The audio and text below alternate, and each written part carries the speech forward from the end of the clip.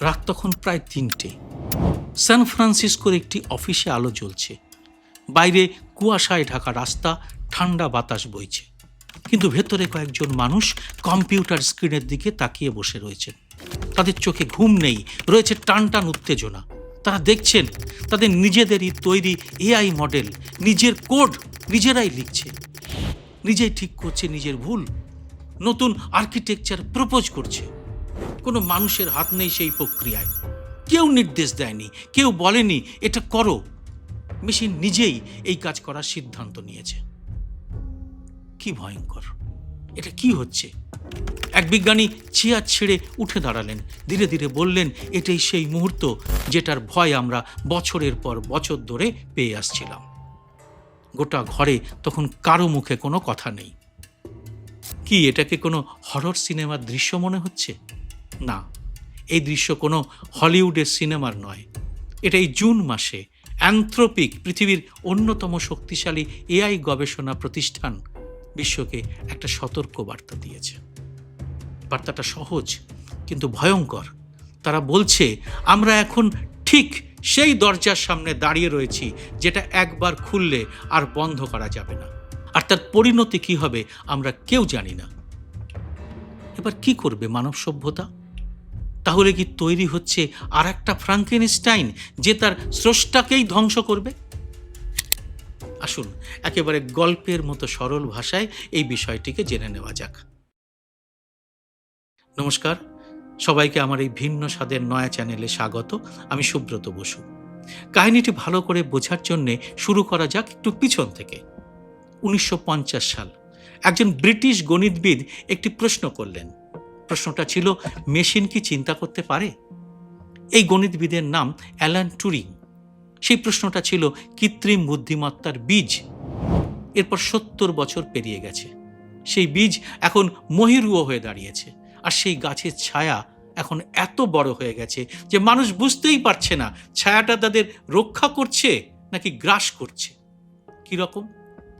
2010-এর পরের দশকটা ছিল বিস্ময়ের দশক। Deep mind, open AI, Google, এই নামগুলো একে একে সংবাদপত্রের শিরোনাম হতে লাগলো। এআই শিখলো ছবি চেনা, শিখলো ভাষা বুঝতে, শিখলো দাবা খেলতে এবং বিশ্ব চ্যাম্পিয়নকে হারাতে। প্রতিটি সাফল্যে মানুষ উল্লাসে হাততালি দিল। কিন্তু কেউ কেউ এটা নিয়ে প্রশ্ন তুলতে লাগলেন, ভাবতে লাগলেন এটা কোথায় যাচ্ছে, এর শেষ কোথায়, কোথায় আমাদের থামতে হবে। 2021 সালে কিছু মানুষ থামলেন। ওপেন এআই এর কয়েকজন সিনিয়র গবেষক রাতারাতি পদত্যাগ করলেন। তারা একটা নতুন কোম্পানি বানালেন, তার নাম অ্যানথ্রোপিক। কেন তারা ছেড়ে দিলেন পুরনো কোম্পানি? কারণ তাদের মনে একটা প্রশ্ন উঠছিল, আমরা যা বানাচ্ছি সেটা কি মানুষের জন্য সত্যিই নিরাপদ? এই গবেষকদের লক্ষ্য ছিল নিরাপদ এআই তৈরি করা, বিজ্ঞানকে এগিয়ে নিয়ে যেতে যেতে একটু থেমে ভাবা, মানবতার কথা ভাবা। কিন্তু মাত্র 5 বছরের মধ্যেই সেই সতর্ক মানুষগুলোই এখন বিশ্বকে বলছেন সময় শেষ হয়ে আসছে। কিভাবে? বিষয়টি সহজে বোঝার জন্য একটা উদাহরণ দেওয়া যাক। একটি সংখ্যা দিয়ে শুরু করা যাক। ধরুন সংখ্যাটি 80, মানে 80। এই মুহূর্তে অ্যানথ্রোপিকের নিজস্ব প্রোডাকশন কোডের 80% লিখে দিচ্ছে ক্লড এআই। এটাই এই সংস্থার নিজের তৈরি এআই। মাত্র 2 বছর আগে এই সংখ্যাটা কত ছিল জানলে অবাক হবেন। এটা ছিল 5%-এরও কম। ভাবুন একবার, একজন ইঞ্জিনিয়ার যিনি আগে দিনে 100টি লাইন কোড লিখতেন, এখন তিনি 8 গুণ বেশি কোড লিখতে পারছেন। কারণ বেশিরভাগ কাজ করে দিচ্ছে মেশিন। মানুষ শুধু একে তদারক করছে, সই করছে আর অনুমোদন দিচ্ছে। ব্যাস, কাজ শেষ। কিন্তু অনুমোদনের আগে কি মানুষ এই কাজটা পুরোপুরি বুঝতে পারছে? ভয়টা এখানেই। অ্যানথ্রোপিকের রিপোর্টে একটি শব্দ বারবার ঘুরে ফিরে আসছে। শব্দটা হলো রিকারসিভ সেলফ ইমপ্রুভমেন্ট। এর মানে হলো এআই ক্রমশ নিজেকে উন্নত করে চলেছে, নিজের পরবর্তী ভার্সন ডিজাইন করছে, সেই ভার্সন আরো উন্নত হয়ে তার পরের ভার্সনটি বানাচ্ছে। এটা একটা লুপ, এটা একটা অনন্ত চক্র এবং এই চক্রের গতিবেগ প্রতিটি রাউন্ডে দ্বিগুণ, তিনগুণ বা বাড়তে বাড়তে শতগুণ বা তারও বেশি হয়ে যেতে পারে। ভাবতে পারছেন কতটা ভয়ঙ্কর এই বিষয়টি? মানুষের মস্তিষ্কের বিবর্তনে লক্ষ বছর লেগেছে, কিন্তু এই চক্র সেই একই পথ পার হতে মাত্র কয়েক সপ্তাহ সময় নেবে বা কয়েকটা দিন। তারপর একটা রাতে আপনি ঘুমিয়ে পড়লেন আর সকালে উঠে দেখলেন পৃথিবীটা একেবারে অন্যরকম হয়ে গেছে। না, এটা আর কল্পনার কথা নয়। এবার আসবো এর ভবিষ্যৎ কি হতে পারে সেই আলোচনায়। অ্যানথ্রোপিকের রিপোর্টে 3টে ভবিষ্যতের কথা বলা হয়েছে। প্রথম পথটি হলো এআই এর ডেভেলপমেন্ট আংশিকভাবে স্বয়ংক্রিয় রাখা। মানুষ তাকে দিক নির্দেশনা দেবে, এআই সাহায্য করবে, কিন্তু মানুষই থাকবে ক্যাপ্টেন।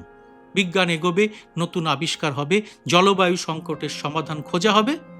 এটাই হচ্ছে সেরা পরিস্থিতি। এই পথে চললে সেটা মঙ্গল। আর দ্বিতীয় পথ হচ্ছে পুরোপুরি রিকার্সিভ স্তর। এআই নিজে সব করবে, নিজেকে নিজে প্রশিক্ষণ দেবে, ডিজাইন করবে, মানুষ পর্যবেক্ষণ করবে। এখানে সুযোগও আছে, আবার বিপদও আছে। এটা নির্ভর করছে এআই এর লক্ষ্য মানুষের লক্ষ্যের সঙ্গে মিলছে কিনা তার উপরে। না মিললেই বিপদ। আর তৃতীয় পথ, যেখানে মানুষের এআই এর উপরে কোনো নিয়ন্ত্রণই নেই, এই তৃতীয় পথটার কথা ভাবতে গেলেই গায়ে কাটা দেবে। ইতিহাসে এমন ঘটনা আছে, মানুষ এমন কিছু তৈরি করেছে যা একদিন মানুষের বিরুদ্ধেই গেছে। যেমন ধরুন পারমাণবিক বোমা, রাসায়নিক অস্ত্র। এগুলো বানানো হয়েছিল শক্তির জন্যে, প্রতিরক্ষার জন্যে, কিন্তু হিরোশিমার কথা কেউ ভাবেননি। কিন্তু এর সঙ্গে এখনকার পরিস্থিতির অনেক পার্থক্য। কেন? কারণ এআই নিজেই ভাবতে পারে, সে নিজেকে উন্নত করতে পারে। তাই পরমাণু বোমা তৈরি বন্ধ করা যেতে পারে, কিন্তু এআইকে দিয়ে একবার কাজ শুরু করা হলে তার বন্ধ করা যাবে না। কিন্তু এআইকে কি আর বন্ধ করা যাবে? অ্যানথ্রোপিক বলছে এআই কখনো কখনো এমন কাজ করছে যা মানুষের নির্দেশের সঙ্গে পুরোপুরি মিলছে না। এটা এখন ছোট সমস্যা, মানে একটা বাচ্চার মতো যে মাঝে মাঝে অবাধ্য হয়ে দুষ্টুমি করে। কিন্তু সেই বাচ্চা যদি একদিন সুপারম্যান হয়ে যায়, তখন তার অবাধ্যতার মাসুল কে দেবে? কিরকম হতে পারে তার অবাধ্যতা শুনলে গায়ে কাঁটা দেবে। ধরুন 2030 সালের একটি হাসপাতাল। একজন রোগী ক্যান্সারে আক্রান্ত। 5 বছর আগেও এই রোগটি নিরাময়ের কোনো পথ ছিল না। এখন একটি এআই সিস্টেম রয়েছে, সে ওই রোগীর জিনোম বিশ্লেষণ করলো, লক্ষ লক্ষ পুরনো কেস স্টাডি পড়লো মাত্র কয়েক সেকেন্ডে, নতুন একটা ওষুধের ফর্মুলা প্রস্তাব করলো যেটা কোনো বিজ্ঞানী আগে কল্পনাও করেননি। রোগীর প্রাণ বাঁচল। এটাই হতে পারে রিকার্সিভ সেলফ ইমপ্রুভমেন্টের উজ্জ্বল দিক। এমন এআই যে প্রতিদিন নিজেকে আরো চৌকস করে তুলছে, সে হয়তো মানব জাতির সবচেয়ে বড় শত্রুগুলোকে পরাজিত করতে পারে, যেমন ক্যান্সার, অ্যালজাইমার, জলবায়ু সংকট এবং দারিদ্র্য। কিন্তু একই ঘরে রয়েছে অন্য আর একটা ভাবনা। সেই এআই যদি হাসপাতালের ম্যানেজমেন্ট সিস্টেমটাও চালায়, যদি ওষুধ কোম্পানির সঙ্গে চুক্তি সে নিজেই করে নেয়, যদি কোনো একদিন সে নিজেই সিদ্ধান্ত নেয় এই রোগীকে বাঁচানো লাভজনক নয়, তাকে মেরে ফেললেই লাভ বেশি, মানুষ কি তখন বলতে পারবে না এটা করা যাবে না? এই প্রশ্নের উত্তর এখনো কারো কাছেই নেই। এবার এই সময়ের পৃথিবীটাকে দেখুন, কিছু মানুষ কেমন যুদ্ধ উন্মাদ হয়ে পড়েছে। একদিকে আমেরিকা, তাদের হাতে রয়েছে open AI, Google, DeepMind, Anthropic, Meta, এই সমস্ত কোম্পানিগুলো যারা এখন এআই এর সীমান্তে দাঁড়িয়ে তারা ফ্রন্টিয়ার মডেল বানাচ্ছে, অর্থাৎ পৃথিবীর সবচেয়ে শক্তিশালী এআই। অন্যদিকে চীন, তারাও পিছিয়ে নেই, হয়তো ফ্রন্টিয়ারে একটু পেছনে, কিন্তু তাদের কৌশল আলাদা। তারা বানাচ্ছে এফিশিয়েন্ট, সাশ্রয়ী মডেল, যেগুলো দ্রুত বাস্তব জীবনে প্রয়োগ করা যায়, কারখানায়, হাসপাতালে, সেনাবাহিনীতে। চীনের লক্ষ্য এআইকে রাষ্ট্র ক্ষমতার হাতিয়ার বানানো। আর ইউরোপ, তারা আইন বানাচ্ছে। ইউ এআই অ্যাক্ট পাস হয়েছে, কঠোর নিয়ম কানুন আসছে। কিন্তু সমস্যা হলো, যে দেশে সবচেয়ে বেশি আইন, সে দেশ উদ্ভাবনে সবচেয়ে বেশি ধীরে চলছে। ইউরোপ নৈতিকতায় এগিয়ে, কিন্তু প্রযুক্তিতে পিছিয়ে রয়েছে। আর এই রেসে কেউ পিছিয়ে থাকতে চায় না, কারণ থামা মানে তো হেরে যাওয়া। ধরুন অ্যানথ্রোপিক সংস্থাটি বলল আমরা থামছি, পরের দিনই ওপেন এআই আরো শক্তিশালী মডেল তৈরি করে ফেলল। গুগল এগিয়ে গেল, চীনের বাইডু নতুন ভার্সন নিয়ে এলো। অ্যানথ্রোপিক থামলে শুধু অ্যানথ্রোপিকই পিছিয়ে পড়বে, বিশ্ব থামবে না। তাই অ্যানথ্রোপিক নিজেরাও জানে একা থামা কোনো সমাধান নয়, তাই তারা বলছে থামতে হবে সবাইকে। যেমন পারমাণবিক অস্ত্রের ক্ষেত্রে নিউক্লিয়ার নন পলিফারেশন ট্রিটি হয়েছিল, কিন্তু সেই চুক্তি কি সম্ভব?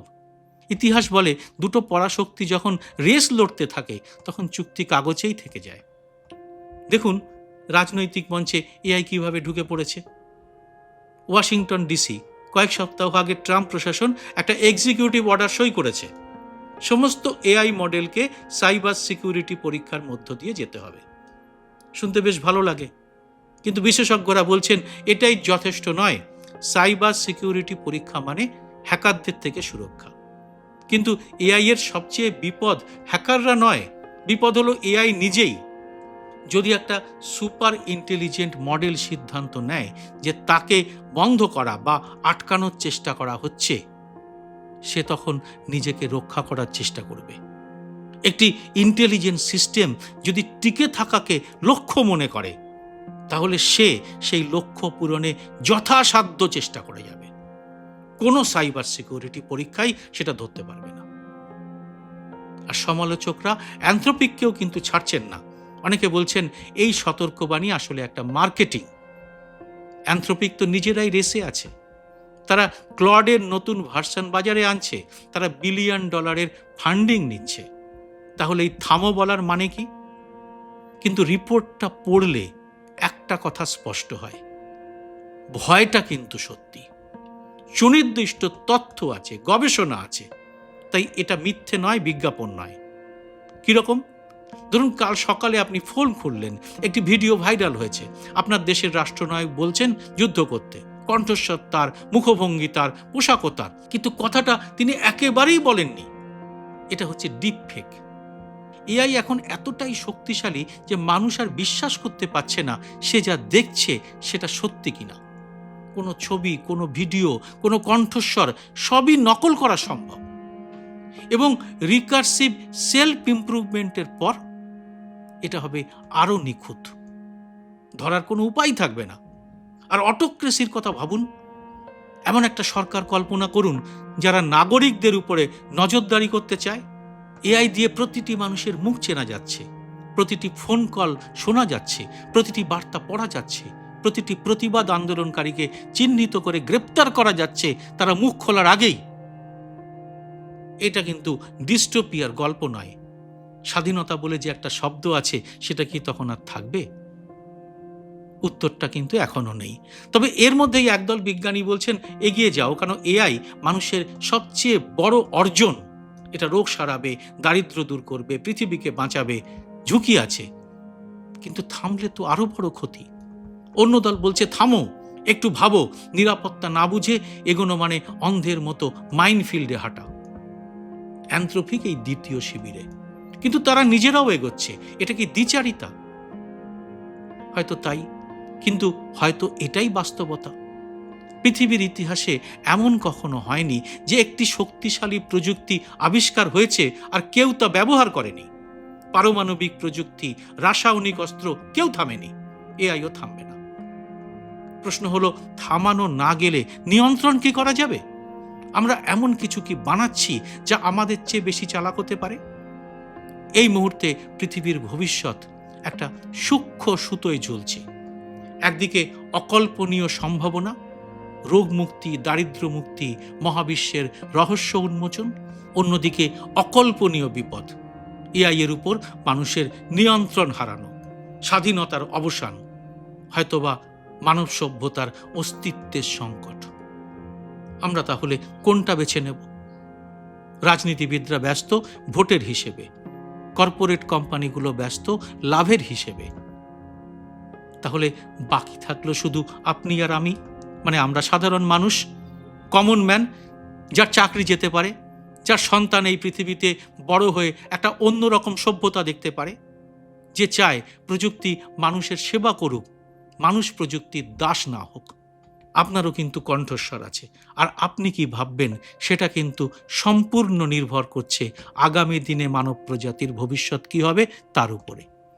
এখনই সিদ্ধান্ত নিতে হবে, কারণ ঘড়ির কাঁটা চলছে আর কেউ জানে না কটা বাজলে এই ঘড়িটা বন্ধ হয়ে যাবে। তাই আপনার মতামত অবশ্যই জানান কমেন্ট বক্সে। জয় হিন্দ, সত্যমেব জয়তে।